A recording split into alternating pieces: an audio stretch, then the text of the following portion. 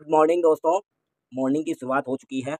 बज रहे हैं 5 और अभी तक मेरे दोनों बच्चे सो रहे हैं। सुबह की दिनचर्या, वैसे तो मैं चाय नहीं पीता हूँ, लेकिन अपने माता पिता के लिए सवेरे सवेरे 5 बजे उठ के चाय बन रही है, जो अपने माता पिता का स्टेटस पेरेंट्स डे पर डालते हैं दिखावा करने के लिए। उनसे अगर पूछो कि अपने पेरेंट्स के लिए क्या किया, तो कभी 2 कप चाय भी उनको सवेरे सवेरे उठ के नहीं पिलाई है। और स्टेटस ऐसे ऐसे डालते हैं जैसे माँ बाप को कहीं का बादशाह और राजा बना के रखा हो।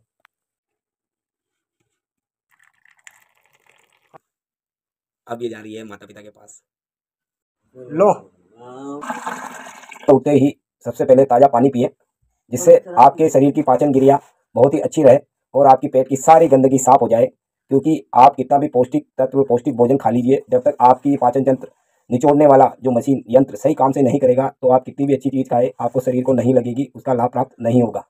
इसलिए आप उठते ही अच्छी तरीके से पानी पिए, फिर फ्रेश हो। सुबह कभी भी खाली पेट व्यायाम ना करें, कम से कम थोड़ी सी एनर्जी के लिए कुछ ना कुछ खाएं। और सुबह सुबह जितना हो सके पौष्टिक आहार ले, जैसे केले, दूध या कोई फल, जिससे आपके शरीर को बराबर एनर्जी मिलती रहे। और जब तक आप व्यायाम के साथ साथ सही डाइट पर ध्यान नहीं दोगे, तब तक आपको बेस्ट रिजल्ट मिलने वाले नहीं हैं। सुबह सुबह के सारे काम निपटाने के बाद अब हो रही है बाहर जाने की तैयारी।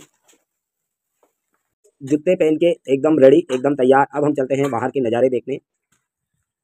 अर्ली मॉर्निंग सवेरे का सबसे बड़ा फ़ायदा ये होता है कि आपको कोई ये बताने वाला नहीं है कि आप ये नहीं कर सकते, यानी आपको कोई भी डिस्टर्ब करने वाला नहीं है।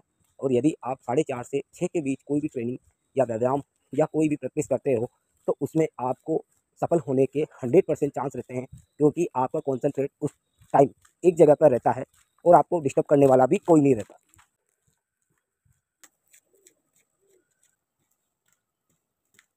सवेरे उठते ही मैं आ चुका हूँ अपने पावर हाउस, अपने प्रभु से मिलने, जिनके दर्शन के बाद मुझे पूरा संसार एक धूल के बराबर लगता है और उन्हीं में पूरी दुनिया समाई है। तो मैं आज आपको सवेरे सवेरे उन्हीं प्रभु के दर्शन कराना चाहता हूँ।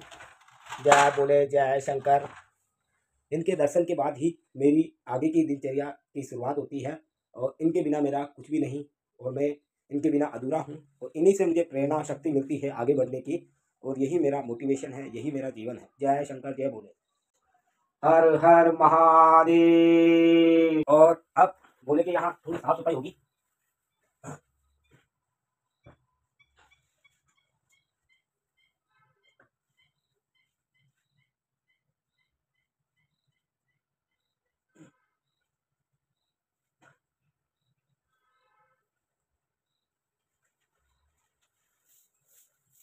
मुझको नौकर बना ले सांवरे, तनख्वाह तो दे देना प्यार की।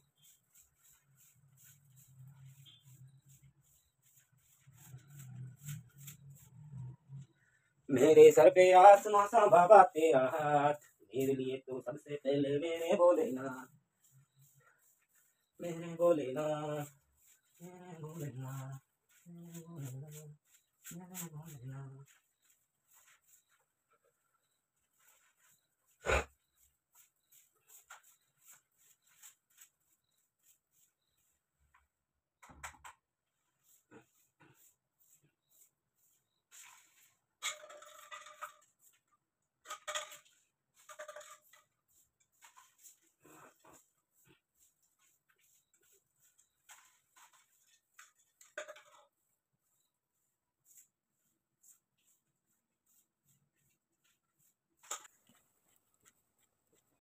इन अंधेरों को चीरते हुए उजालों की ओर बढ़ना ही जीवन है। भले ही पूरी सुख सुविधाओं से परिपूर्ण ना हो, लेकिन सकुशल जरूर होता है, क्योंकि गांव में लोगों की दिनचर्या 4 बजे से 5 बजे के बीच शुरुआत हो जाती है। के लोगों का स्वस्थ और लंबी उम्र का यही राज है कि इनकी दिनचर्या जब पूरा ज़माना नहीं उठता है, उससे पहले हो जाती है। जहाँ पर शहर के लोग उठते हैं, उससे पहले तो गांव के लोग आधा काम निपटा चुके होते हैं। और सुबह जल्दी उठने पर सबसे अच्छी बात है, फ्रेश वायु और फ्रेश ऑक्सीजन मिलती है, जो हमारे शरीर के लिए काफ़ी फायदेमंद है। सवेरे मैं आ जाता हूँ तालाब किनारे, जहाँ पे मुझे थोड़ा बैठ के बहुत ही सुकून मिलता है। पूरा जहाँ जहाँ सो रहा हो, वहाँ पर यदि आप मेहनत कर रहे हो, तो आप कहीं गुना आगे हो। इस सरोवर में आने के साथ साथ घर में जो भी बचा हुआ खाना है, जो भी बची हुई मिठाई है, खाना वगैरह, वह स्टोर करके मैं अपने साथ जेब में कलेक्ट करके जो भी बची हुई सामग्री है घर से यहाँ लेके आ जाता हूँ, ताकि ये जीव जंतुओं को प्राप्त हो सके और इनका नुकसान भी ना हो। तो मैं ये जीव जंतुओं को खिलाऊंगा। जीवों को बचा हुआ भोजन या खाना दाना डालने के बाद जो भी पॉलीथीन या वेस्टेज सामग्री है उसको मैं अपने साथ अपनी पॉकेट में डालकर घर ले जाऊंगा, ताकि मैं उसको या तो जला सकूं या पुनः उसको यूज़ में ले सकूं। में जीव रहते हैं वो इन प्लास्टिक को ना खाए और अपना स्वास्थ्य खराब ना करे, अपनी ज़िंदगी से ना खेले। इसलिए मेरे जितने भी भाई हैं यहाँ पर दाना डालने आते हैं, कुछ भी डालने आते हैं, तो अपनी जो भी प्लास्टिक है वह अपने साथ घर ले जाए, यहाँ पर ना बहाएं, ताकि आप इनकी यदि आप इन पर दया चाहते हो तो इनका जीवन भी बचाएं। अपना शरीर कितना भी मजबूत हो जाए, उसको चलाने का काम माइंड, दिल और दिमाग ही करेगा। जब तक आपके शरीर के साथ साथ आपका माइंड, आपका दिल और आपका मन आपके बॉडी के साथ साथ काम नहीं करेगा, तब तक आप कितनी भी अच्छी मजबूत बॉडी बना लो, उसका कोई भी लाभ नहीं है। यदि आपका माइंड और आपकी बॉडी कंबाइंड एक साथ काम करे, तभी आप अपने जीवन में कहीं पहुंच पाओगे। और पूरे 99% शरीर को कंट्रोल करने का काम 1% दिमाग करता है। इसलिए हम फिजिकल एक्टिविटी के साथ साथ थोड़ी योग और इन पे भी ध्यान देंगे, ताकि हमारा माइंड हमारी बॉडी को अच्छी तरीके से कंट्रोल कर सके। मुझे तो आज भी ऑनलाइन व्हाट्सअप वगैरह, इंस्टाग्राम वगैरह चैट करने से अच्छा लाइव चैट करना अच्छा लगता है। इस तरीके से जैसे मेरे गांव के बड़े बुजुर्ग और मेरे भाई बहन रोज़ सुबह सुबह अपनी वार्तालाप इसी तरीके से करते हैं, जो बहुत मनमोहक है। जैसे सुबह की शुरुआत हो रही है, वैसे वैसे मेरे काम भी निपटते जा रहे हैं। यानी मेरा मॉर्निंग का जितना भी फ्रेश होने का काम था, ब्रश वगैरह सब वो हो चुका है, और मॉर्निंग का हल्का फुल्का नाश्ता लेकर मैं निकल गया हूँ अपने मैदान की ओर। तो अब हम चलते हैं मैदान की ओर, देखते हैं कि आज क्या क्या एक्टिविटी मैं करता हूँ। तो ग्राउंड में पहुँचने से पहले एनर्जी के लिए और वर्कआउट से पहले या तो आप 2-3 केले खाएँ, या फिर आप रात में जो गले हुए ड्राई फ्रूट्स हैं जिनकी प्रक्रिया एक तरीके से बनाने की, तो आप ड्राई फ्रूट खाएँ। यानी मॉर्निंग में आप उठने के बाद, फ्रेश वगैरह होने के बाद एक मील स्वस्थ और अच्छी ले, या तो आप जूस पिए या फिर फल फ्रूट खाएँ। तो मैं वर्कआउट से पहले लेता हूँ 2 केले, ताकि मुझे पूरी एनर्जी मिल सके अपने वर्कआउट के लिए। अपने जीवन की तुलना दूसरे लोगों से ना करें, यही सबसे बड़ा दुख का कारण है। हमें तो हमारे माँ बाप भी मिल गए और नींद पूरी करने के बाद हम यहाँ आए हैं, लेकिन आप देख सकते हो कहीं कोसों दूर ये मज़दूर, जिनको ना कोई पूछने वाला है और ना कोई इनको मनाने वाला, ना कोई रूठने वाला, इनके पास सिर्फ है तो वो है जिम्मेदारी इनको परिवार के पालने की। तो जब हमारा पूरा गांव नहीं उठता है, उससे पहले इनकी मेहनत की शुरुआत हो जाती है, और ये अपने परिवार से कहीं कोसों दूर अपने पेट भरने के लिए यहाँ आते हैं। तो हम इनसे तो मजबूर नहीं हैं, इनसे भी कहीं लोगों की लाइफ बदतर है और कहीं लोगों की लाइफ बेहतर है। ये अपनी अपनी मेंटेलिटी, अपनी अपनी मानसिकता पर तय करती है कि हम अपने जीवन को कितनी परिपूर्ण तरीके से जीते हैं। दूसरों के जीवन की नकल करने से अच्छा है हमारे जीवन को हम परिपूर्ण तरीके से जिएँ। अब मैं पहुंच चुका हूं मेरे खेल के मैदान में, जहां पर मैं अक्सर आता हूं। आज मैं थोड़ा लेट हो चुका हूं, आधा घंटा।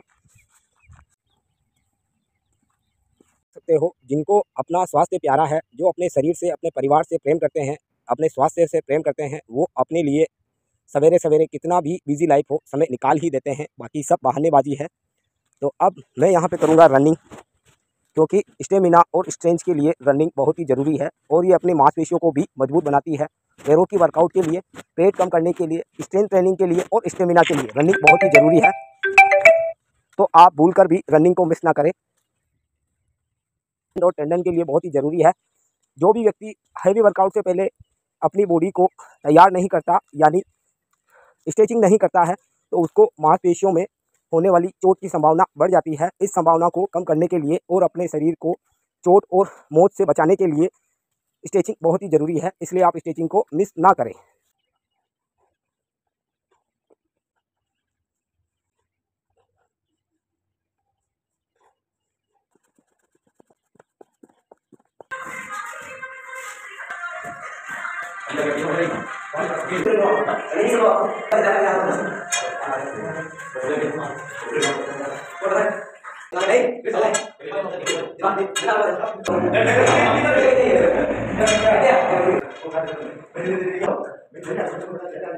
हैवी वर्कआउट करने के बाद अब सूर्य देव का आगमन हो रहा है।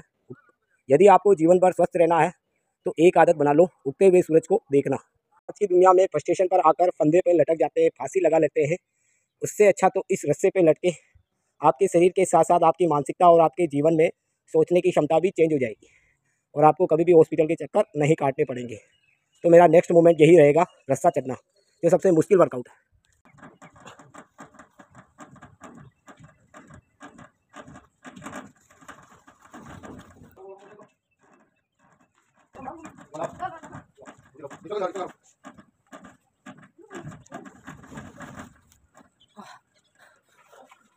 सुबह सुबह के वर्कआउट को फिनिश करके घर जाने की तैयारी को समय देने के बाद, वर्कआउट वगैरह करने के बाद अब आती है परिवार को संभालने की जिम्मेदारी। फर्स्ट जिम्मेदारी आती है डेयरी पर दूध लेने की, यानी केतलियाँ लेकर मैं सबसे पहले रवाना होता हूँ मार्केट में।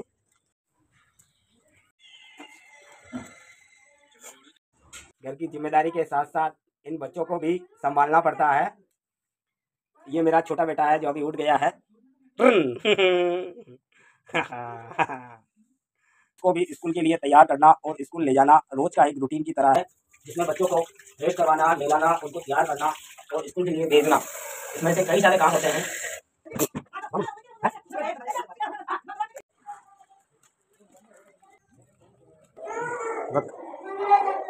उसके बाद ये प्रोटीन के नाम पे और अपनी डाइट के नाम पे केवल दूध मिलता है।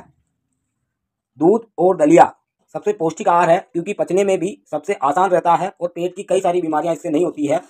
इसी के साथ आप केले और कुछ फल फ्रूट भी ऐड कर सकते हो, क्योंकि आपके व्यायाम के साथ साथ आपका पौष्टिक आहार भी आपके शरीर को मजबूत बनाने में काफ़ी योगदान देता है। वर्कआउट के बाद सबसे मेन रोल होता है डाइट का, इसलिए आप वर्कआउट के साथ साथ अपने डाइट को भी अच्छी तरीके से मेंटेन करें और स्वस्थ डाइट ले, फास्ट फूड से बचे, स्वस्थ रहे, मस्त रहे। अब हो रही है नहाने की तैयारी। नहा धो के इस पापी पेट के लिए कमाने भी जाना पड़ेगा, जिसमें मेरी 12 घंटे की जॉब रहती है। तो नहा धो के रेडी होकर मैं चलता हूँ अपनी जॉब के लिए 12 घंटे के लिए, यानी रात के 9 या 10 बजे मैं वापस रिटर्न घर आऊँगा। उसके बाद मुझे रेस्ट मिलेगा। तो ये सब बहानाबाजी है कि मेरे जीवन में समय नहीं है या फिर मैं 12 घंटे की जॉब करता हूँ, तो मैं भी करता हूँ, लेकिन अपने लिए समय निकाला जा सकता है यदि आप कुछ करना चाहो तो। मेरे पास भी फैमिली है, मेरे पास भी बच्चे हैं, मेरे पास भी घर का काम है, वर्कलोड है, मैं भी एक मध्यम स्तर का व्यक्ति हूँ। फिर भी यदि आप फालतू चीज़ों को छोड़कर जरूरतमंद और अति आवश्यक जो हमारे जीवन में है, जो हमें खुशी प्रदान करती है, उन प्रक्रियाओं को अगर हम निरंतर करते रहें तो हम खुशी की ओर और अपने जीवन को सुव्यवस्थित सफलता की ओर लेते चले जाएंगे। जय सिया राम।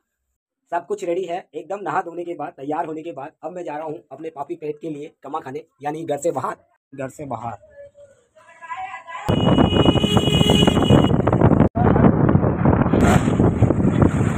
जाने से पहले अपने शरीर को और तोड़ता हूँ मैं, यानी उससे पहले मैं पहुँचता हूँ अखाड़े। अखाड़े में मिट्टी को खोदना, करना और इस रस्ते पे चढ़ने जैसी कई तरीके के वर्कआउट होते हैं। और उसके बाद मैं थोड़ा सा जिम में वर्कआउट करके फिर जाता हूँ अपने पापी पेट कमाने के लिए।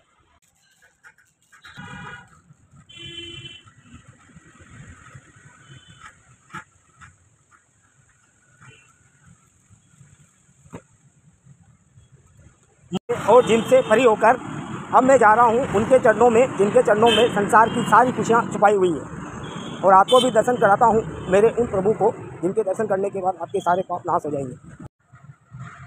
पॉजिटिविटी है।